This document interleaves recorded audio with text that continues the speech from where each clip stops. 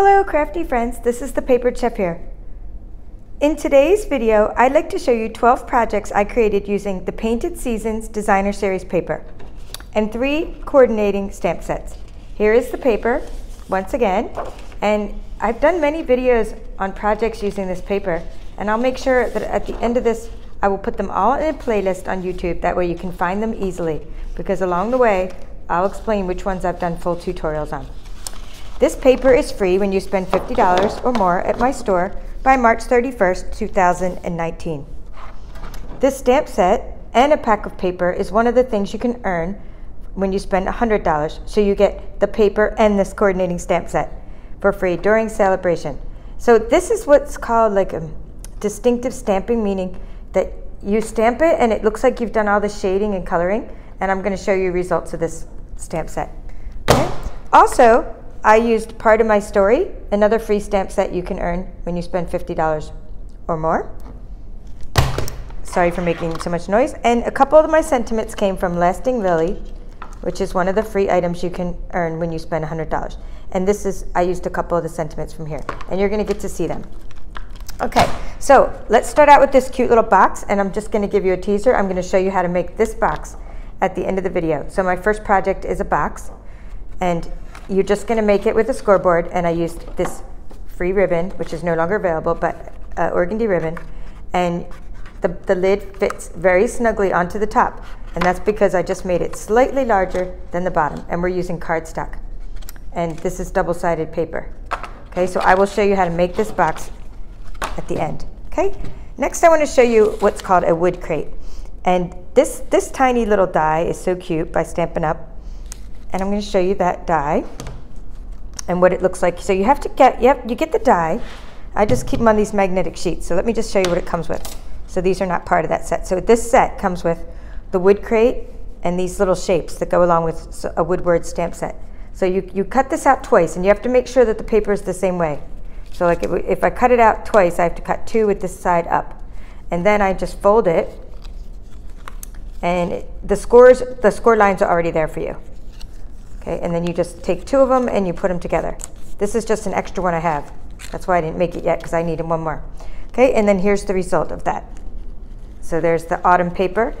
The projects I'm showing you, you can see, since they're all seasonal, they would be great for craft fairs and things. This is just a Hershey nugget wrapped up, some orange M&Ms, another Hershey nugget, and this little bow is from this month's paper pumpkin kit. It's a little birthday bow, but it matched because that's Poppy Parade color. Okay, and this sentiment is from Part of My Story, and the stamps that I showed you, and I inked around the edges for dimension.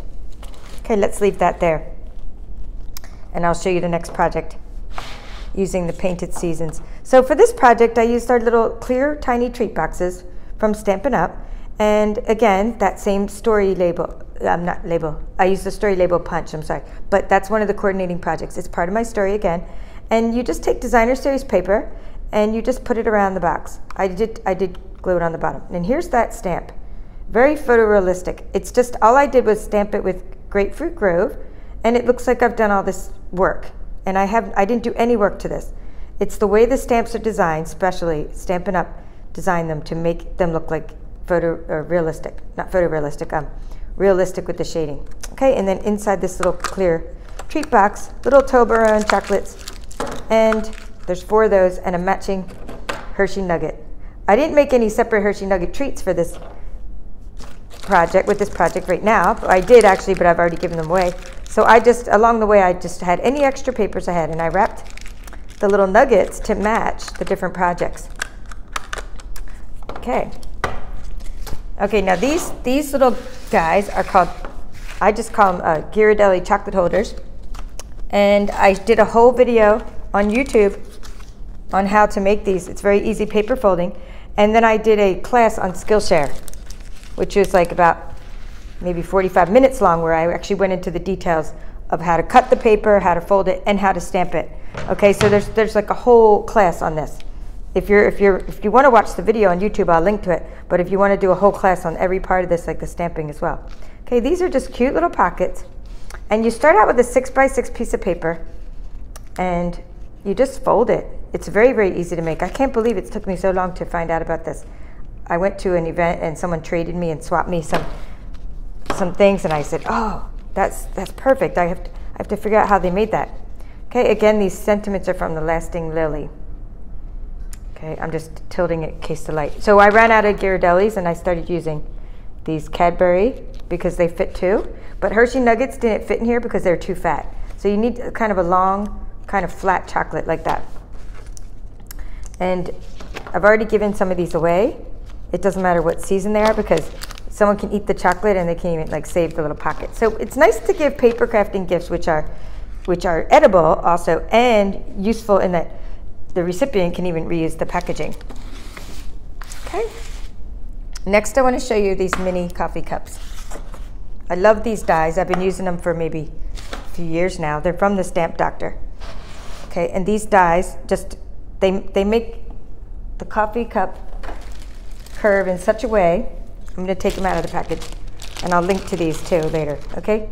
So it cuts out the shape, which is perfect. It's brilliant for this 4-ounce coffee cup. Okay, and then I did the photorealistic stamping again. I just stamped it with crumb cake just once, and that came out that good. Like I did all this work, and that's just the way the stamp is. And then I put little candies in there. I put some coffee candies. And you know what? You can also put coffee Keurig cups, but I ran out of those too, because I've been making a lot of projects, so. And I'm getting ready for Easter too. But there's a lot of things you can put into these little mini cups. Instant coffee, stuff like that. Okay, the Stamp Doctor also makes this really cool thing that's called a mini coffee cup holder die. And this required a lot more work on the Big Shot because you had to have a long extension. But this is really easy because you can use your regular Big Shot plate for that one. Okay, but it's still it's not hard. It's a lot of work, but then once it comes out, it's very easy to assemble. And you just tuck the sides in. I actually put some extra backing back there for reinforcement to make it strong. I didn't do that for all of these only because it took a lot of paper and a lot more work, and I thought these were cute just as they were. Okay, again, I stamped that, and I used a faceted gem by Stampin' Up, part of my story stamp set. Another coffee cup with, let's see, Call Me Clover, cardstock in the back, and I used circle punches, or whatever, inside. I circle punches, but I also just sometimes use the inside of this. So when you do use this die, the coffee cup holder die, then it has this circle, and when it cuts out the circle, you take that circle and you put it on top of your cup too. That's what I did. I put the circle from that on top of this cup. Or you can use a 2-inch circle punch. Or if you have a Brother ScanNCut, you can just cut out all the shapes you need, you know, for like these. Well, not for the coffee cups themselves, but for the toppers and stuff like that. And prior to getting this die, maybe a couple years ago, before I got it, I don't remember how many years ago I got it, I was actually just making my own coffee cup holders, these stands, and they were a lot of work. And all the punching and scoring, and I like having dies that does it for me. Okay, let me reach over here and show you these nail file boxes and these baskets. Again, I've done tutorials. I have blog posts. I will give away all my measurements for these, of course, these nail file boxes. But if you're the type that needs very step-by-step tutorial on how to cut the paper, how to fold, score, punch, stamp, embellish, and every step of the way, inking things. If you're that type of person, I do have classes on how to make these nail file boxes, or a class, and it's probably over an hour long on Skillshare on how to make these. But basically, it's just a piece of designer series paper. It's folded, it's scored. I glue the bottoms with a little bit of a tacky glue to hold it together. I use a little clothespin. I mean, I show all my tricks in the class about how to make that happen. Here's some doilies. I talk about where I get the nail files, but anyway, these I have shown before. We'll do the basket next. I'll show you how I make this basket. Okay, these are all the different styles, and you can see my nail files are all different. They're from different sources. This one has glitter, but I thought the plain side looked better. It's easy to give like gifts like this. They're nice and they're not that expensive, and also they're just so elegant. And even when I have my workshops at my house, and then I say, oh, everybody pick something. A lot of times people pick these before they'll pick these like cups, which I spent so much extra work on and cutting out, and they'll end up, oh, the nail file is so cute and so useful. I'm like, okay, we'll go for it. Okay, so the basket. I see people like always doing basket tutorials, and I'm like, are they serious? Like, there's a die for this. And you can also use machines and things, but like I have a die and I can make this basket in like 5 minutes with this die. So I'll show you this die. It's a Sizzix die. I've been using it for years. My little kids in the craft club know how to use this die. I should have got a piece that's not all cut out. I hope you can see this. Yeah, you can. The light is good enough. Okay, so here's the die, and it cuts out half the basket and one of these handles. And then you do it twice. And again, the only trick is to remember to put the paper up the same size each time, the same side up each time. So, you know, if you put the pattern side up once, you got to put it up again. But double-sided paper makes great baskets. I use some retired brads by Stampin' Up to hold the basket together, and just a little bit of glue for the bottom. And I mean, you know, cutting, folding, scoring, doing all these tricks, you know, and all this videos on how to make this. I could show you how to make that in 5 minutes. I just put some little Skittles in there because they matched. And here's one that's empty that I didn't decorate yet, but this is a great gift basket, and it's great for spring and summer. And it's not just, you know, it's home decor. And one of the things we just did with baskets was my friend asked me to make them for a middle school dance. So I made enough for every table had a basket like this. And then there was like, whatever they put inside them, I think it was candy. So I used that die, and I literally made the whole basket for the entire dance. Every basket in like half hour. And I did them all. Well, I didn't assemble them. We let the kids do that. But I cut them all out. I got all the pieces. I did all the stuff they need. All right, let's see what number I'm up to. All right, so I'll show you these mini pizza boxes. This is another, let me clear some room. Another celebration item is that you can get mini pizza boxes. And another celebration item are these doilies. So a lot of you have seen my videos, so this is maybe a review for you. If you have a Brother ScanNCut, you can take your Brother ScanNCut and cut out all the pieces you need to make these boxes. I did a full tutorial on this on YouTube, which I'll link to in the description, but just give me time because I know my viewers start to say, where's the links, where's the links? Well, it takes me probably an hour to write a good description for these videos, so I hope if you're just watching this, then, you know, just be patient. I will get the links to all the materials I used and the other tutorials that are related. Okay, so these boxes, I've made some more since my original tutorial. They mostly contain, you know, candy and coffee treats and everything, but definitely watch that other video on how to make these and how to decorate these. The insides and outsides are decorated. Okay, so next, making room. I have these favor boxes. And the ribbon I used, I'm going to show you the ribbon I used. Actually, just let me I'm going to turn them down so you can see them. I think it's a little better if I go like that, and you can tilt them, you can see them better. All right, so the ribbons I used for those boxes, these favor boxes are, my finger's stuck in one of the ribbons. Okay, here we go. Poppy Parade, okay, and it's just textured weave ribbon Poppy Parade, but I love how it has like the white edges, okay? And so that's what I used because Poppy Parade was one of the coordinating colors, and that's what I used on these two boxes. And then this one was Lemon Lime Twist Ombre Ribbon. It's not here, but it must be somewhere else. Okay, I thought I had the roll here. Okay, but that's what I used on these two boxes. And the boxes contain all kinds of little treats. I'll open one to see what's in there because I actually forget what I put in them. But we'll see. Okay, so let's see. This was another die, by the way. I'm showing you, like, in this video, my favorite dies and, like, the dies I use all the time. The dies I can absolutely not live without. That will work with your Big Shot by Stampin' Up. Even though the dies are not all from Stampin' Up. They work with the Big Shot. And that you can cut things. Okay, so there's lots of candy in there. Lots of stuff fits in this favor box, so just little candies, Kit Kats, Werther's, coffee flavor, and Mentos. Okay, so there's just different things in the boxes. Again, these are the stamps from the stamp set I showed you. Painted Seasons, and this is the classic label punch and Lasting Lily sentiment. This is part of my story sentiment. I love this sentiment. These little favor boxes are just cut in 2 pieces, and then you would just use some rolling adhesive to put them together. Again, I stamped it. So I hope you're seeing the trend here on how I make things. I get all my paper, I cut it in half. Usually I have 6" by 12" strips. I just do all my die cutting, then I do my assembling. I do my stamping and embellishing at the end. Not the stamping, I stamped all ahead of time. I do the embellishing at the end. I already have all of these embellishments made, and then I just put them together at the end. Okay, so here's another die. This is called Square Favor Box Die, and it's just another die that you can use with the Big Shot. And it's not by Stampin' Up, it's by Sizzix, I believe. It's Sizzix. Okay, making more room, getting near the end. I'll show you my cards now.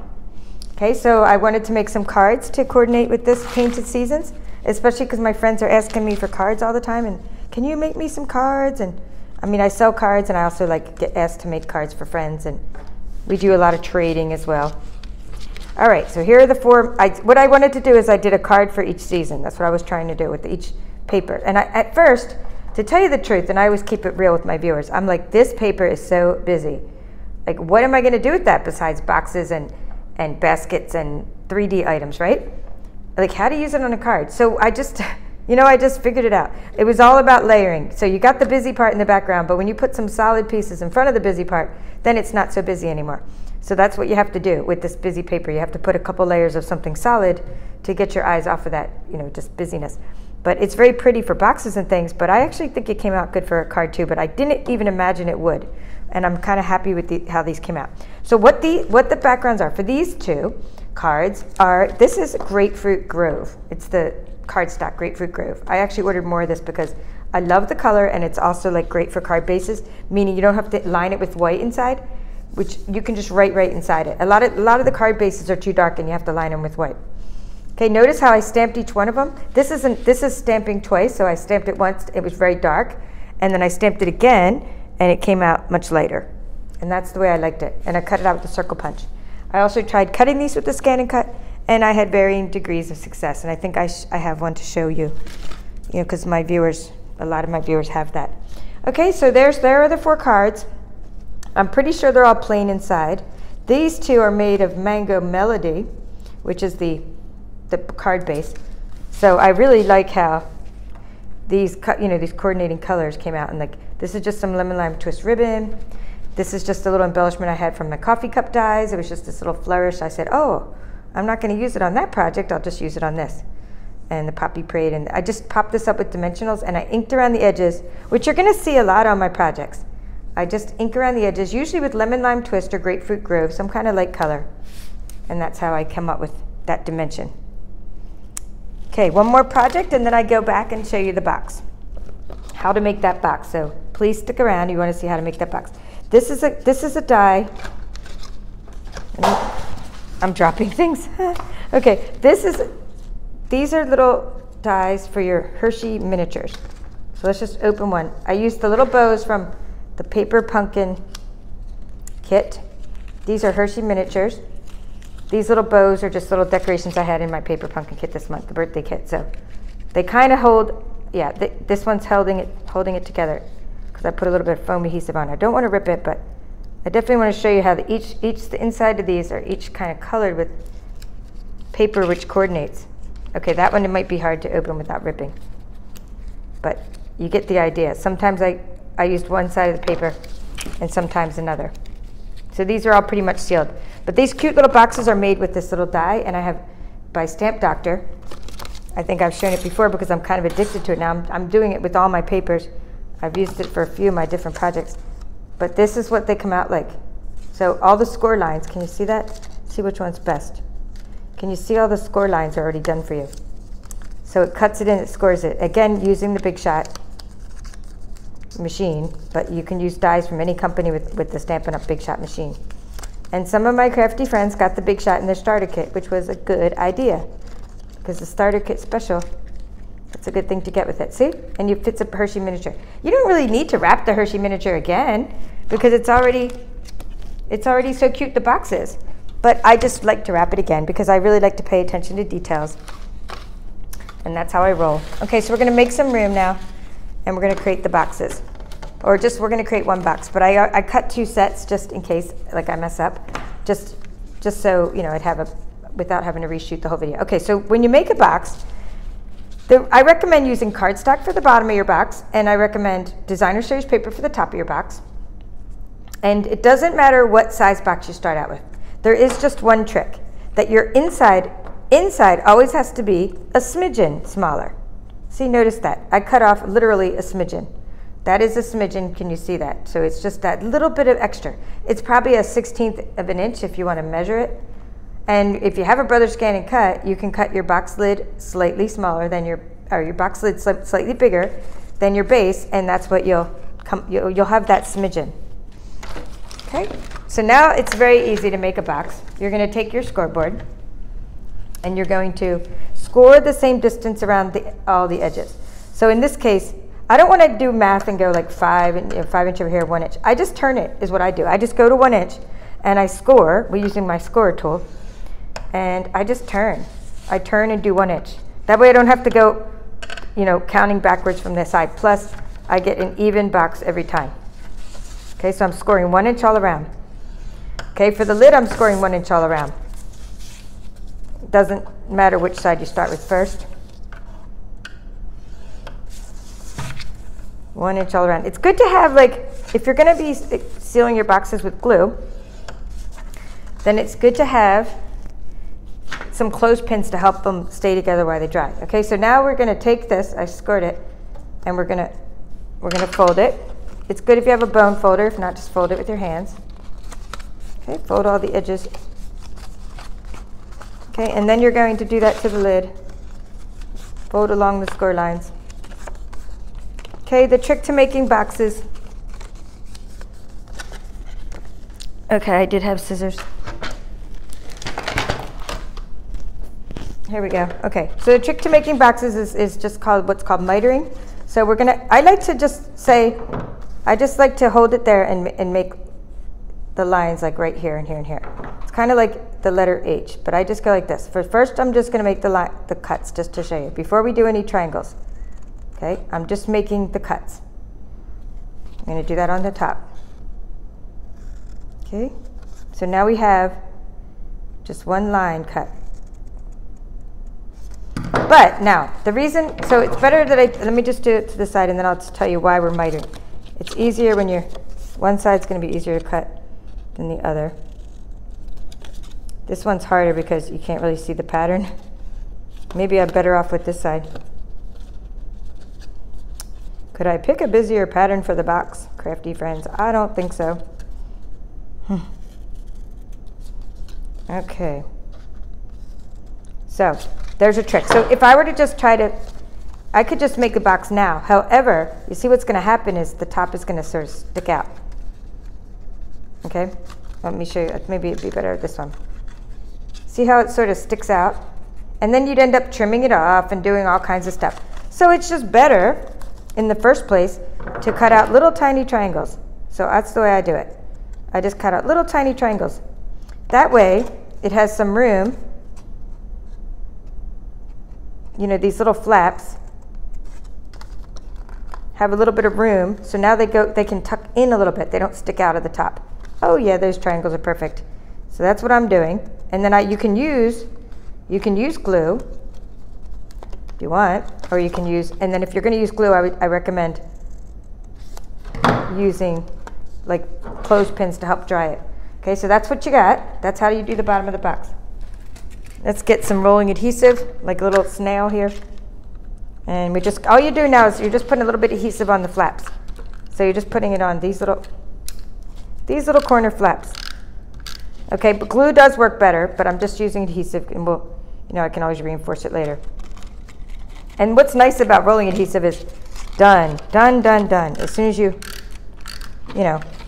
put it on, it doesn't have to dry. You don't have to sit and hold it with a clothespin. And it's just done. And I should have put the adhesive on while it was flat. Put all the adhesive on, while it's all flat, and then, then stick them all together at once. And if you still have a little bit of, no, there's nothing sticking out. If anything's sticking out, you can always trim it. All right, so I'm very happy with the box. That's a very strong cardstock box on the base. Okay, so there you go. So now we're going to do the lid, and we didn't miter the edges yet, did we? No. So it'll just be a little review for those of you that stuck with me, and then we'll just tie some ribbon around the box. We'll finish it up. And I hope all these projects inspired you to use whatever paper you already have. You can use whatever paper to make any of these things I'm showing you. I always give my directions for free on my blog. I mean, freely, always there. But video courses sometimes you have to sign up for, but they're whole full courses that I spend weeks preparing.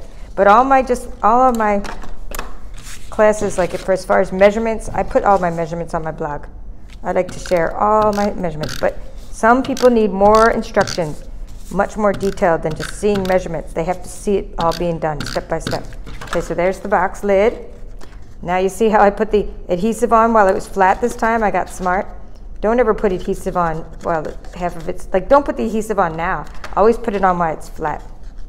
But you can see why it's so cute with the pattern paper, double-sided and everything.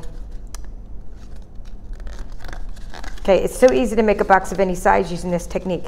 There's a little bit more to it if you want the lid to be a different size than the bottom. I mean, like if you don't want it to be fully covering the bottom. But in this case, we want the lid to go on top of the box.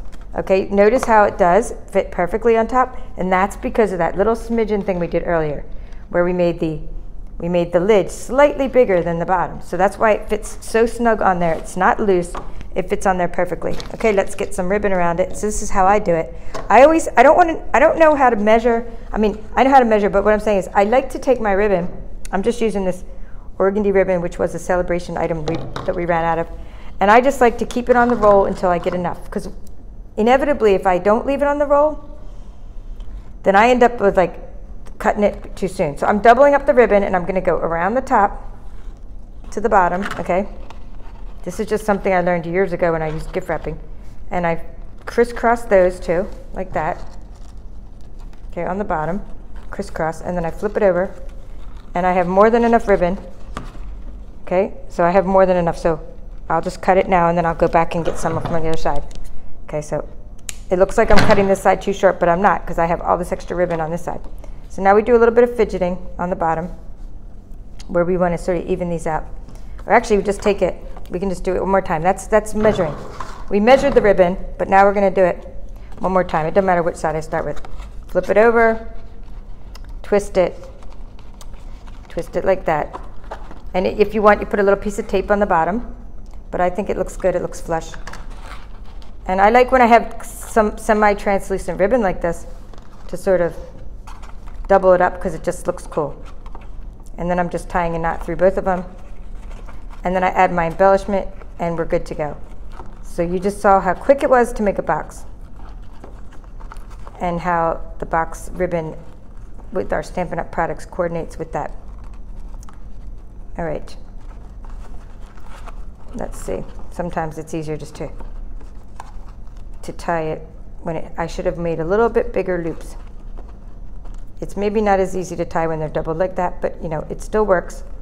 And there you go. Okay, super, super cute. I love it. 3D. It just needs a little tag, a little sentiment, which I don't have here with me, but yes, I do. Stretching. Okay, I have a couple little sentiments here, just seeing which one will fit. No, this is a flower. That's not going to work. No, on the blue. That was if I was going to do this other box. So yes, this one will work perfectly. Okay, and we'll put it over here. Or over here. Okay, and I would ink around the edges for that sentiment, and I might just even tuck it under a little bit, because they're going to get to see the whole thing when they take off the ribbon. Like that. And the other option is, you know what, the other option is just put that sentiment inside the box, in the bottom of the base of the box, like this. I think that would look cute. So you put nothing on top of the box, and you put the sentiment inside the box. Thank you for watching. This is The Papered Chef. I hope I inspired you to go out and create something with the pretty papers you already have in your stash. Bye for now.